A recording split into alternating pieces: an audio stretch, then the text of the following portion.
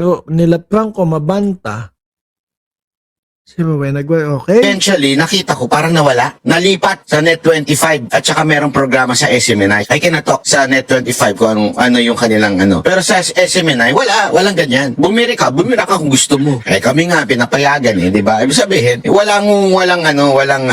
ang freedom of speech sa SMNI sobrang pinababayaan yan. Kasi nga, yan ang kalayaan mo. Oh, kaya pala umalis si Mike Abe.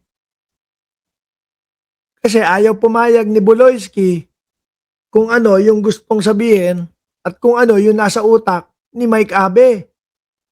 Oh. Kaya tignan mo, ang ano po, mga kababayan, yung SMNI, puro mga vlogger na lang po. Bakit? Walang mauto na mga newscaster, walang mauto na mga tagapagbalita ho talaga, mga bossing. Oh. Siyempre, mga vlogger, putik na yan. Oh, nako, mga atat, mga sabik, lalo na po, itong mga vlogger na ito, na atat at gustong-gusto na matawag na sila ay media. Ako, wag niyo po akong tatawaging media. Pwede po, ang tawag niyo sa akin, medyas. Butas na medyas, mga kababayan. Vlogger lang ho tayo. No?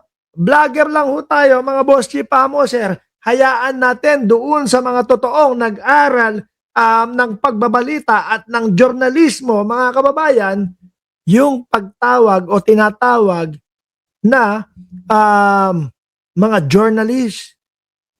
Ako ho, simpleng vlogger. Kaya po ang lagi nyong nakikita sa aking mga content, hango po doon sa mga ibinalita sa mga mainstream media, mga bossing. At nire-reactionan po natin, mga kababayan. Wala po dito yung kagaya ng mga sinasabi nila na, ayon doon sa aking mga puting ahas, ayon doon sa sunog na interior. Wala tayong ganun. Lahat po ng ating tinatalakay sa araw-araw, hango po sa ibinalita ng mainstream media, mga kababayan. Para sigurado na wala tayong ibabalita o wala tayong re-reactionan na fake news. Even ikaw ay, sa totoo lang, ang dami na pong demanda ng SMNI dahil sa programa nila, dahil yung mga puro kayo kasinungalingan dyan. Yung, yung mga vlog ninyo, yung mga content ninyo, parang mga nakasinghot ng sunog na interior, yung inyong mga yung inyong mga vlogger. post bumaba. Puro fake news. Talagang tatambakan kayo ng kaso niya. Pero gayon pa man, hinahayaan lang nila yun kasi freedom of speech yun Kaya nga nung napansin ko na parang nawala si Atty. Rowena Guanzon doon, sabi ko may something na. Tapos nung narinig ko tong balita na to, since last year pa pala nagkakaroon na daw ng negosasyon. Kasi ganyan ang style ng mga iba Hindi ko sinabing sila pipitik ng konti, tapos magwa-warning doon sa pinipitik niya. Sasabihin, gusto. Naku, ngayon ilalaglag na nila. Pero dati ho, mga kababayan, wala silang nasasabi nung hindi pa na-aresto. Ngayon, biglang kaibigan na ni Pangulong Bongbong Marcos, si Franco Mabanta. Biglang close na kay Pangulong Bongbong Marcos, si Franco Mabanta. O di ba? Kawawa dito sa mga ito.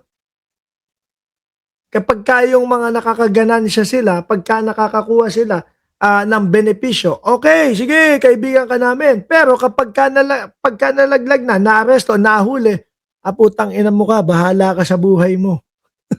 So, doon ka sa kabila, hindi ka dito sa amin. Kawawa dito sa mga ito, mga kababayan. At eto pa ho yung sinasabi, mga boss chief sir, ni Banat Bay na hindi bumabanat kay Martin Romualdez, pakinggan nyo ho ito. Humarap. Sandali. Ang ganda ni CJ Hero talaga. Sabi ni Munting Tinig, hindi na nila aminin na iisa lang ang bituka nila. Totoo. Ewan ko, lahat ng kasinungalingan nandiyan Pero ang totoo, ito si CJ Hero, maganda, mga kababayan. Maganda lang, kaya lang, mukhang pinaghahanap po ng NBI. O game, ito isa doon sa binabanat.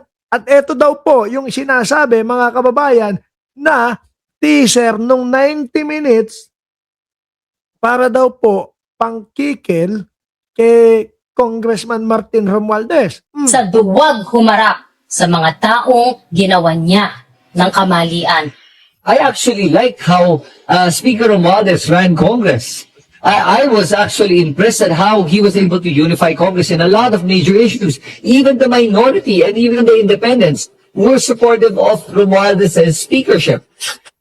Oh, yan yung mga vlogger po kasi na naniniwala ano po, kay Congressman Martin Romualdez. Ito, si Nico David, kaibigan ko yan. Ang inaakusahan nila dito, si Boss Martin, sabi, tinago daw. Pero asa ng patunay na tinago talaga?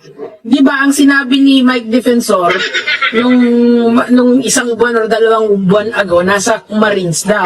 Ngayon, balik na naman kay Romualdez, di ba? Hindi niyo makasuhan. Si Martin Ayan, si Pati Bao din. Hindi ko kaibigan. Hindi. Minsan napapasyal ako doon sa paglalay. Romualdez, makalilinis talaga yung pangalan ni Martin Romualdez kung wala siyang maharap. Alam niyo, hindi niyo madadala sa korte yan. Kaya puro press release, puro drama lang ang ginagawa din yung dalawa. He publicly stated that he had no hand in the Si Palsis. outcome. Yun yung pinaka-consistent defense ni former speaker. And fortunate for him, maybe baka yun yung reason bakit yun yung defense na pinipili niya. Talagang wala kasing malilink sa kanya sa BICAM or sa small committee. All of you, we Ayan. owe all of us, the Filipino people, an apology after O yun daw, mga nagtatanggol kay Congressman Martin Romualdez ay kinakailangan daw mag-apology sa atin. Kasi naman ako, mga kababayan, no? Sabi ko sa inyo, hanggat wala ako nakikita na ebidensya laban versus dito kay Congressman Martin Romualdez, baka babanat ko. Dahil kapag ako, bumanat ako, ganito, ganyan, magnanakaw ka pala. Tapos wala naman akong maipakita na ebidensya. Wala na. Tapos na. No, sara na yung bunganga ko. Wala akong maipakita na katotohanan O wala akong maipakita na susuporta doon sa mga sinasabi ko. Di ba? Ngayon, etong Peanut Gallery, Maleta Network, mga kababayan. Ano sabi nila? Meron silang 90 minutes na video na ipapalabas. Nasaan na ngayon? Ito na yata yung pagkakataon. Nakulong na si Franco Mabanta. Ilabas nyo na yata dapat talaga. Yung sinasabi nyong 90 minutes na video. Nakasusuklaman si Martin Romualdez ng mamamayang Pilipino. Bakit hanggang ngayon? Wala pa din. Di ba? Ito pa. Mga kababayan, yung 18 marites. Akala ko ako lang ang nakakapansin. Pero